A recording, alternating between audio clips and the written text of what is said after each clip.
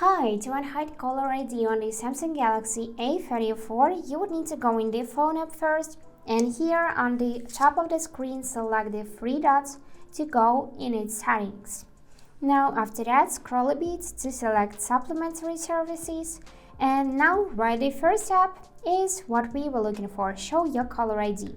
Just tap it, and now you have three options: network, default, never, and always show your caller ID.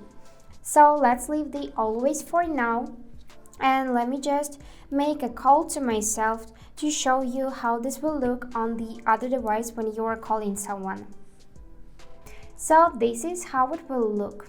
Now let's switch to another option from the list. For that, I'm gonna end the call, go in the three dot settings again, supplementary services, and here select never.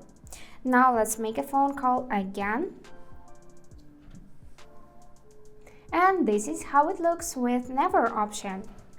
And the last one, let's tap on the three dots, go back in the supplementary services, and this is network default. So let's just make a call again, and this is how it looks.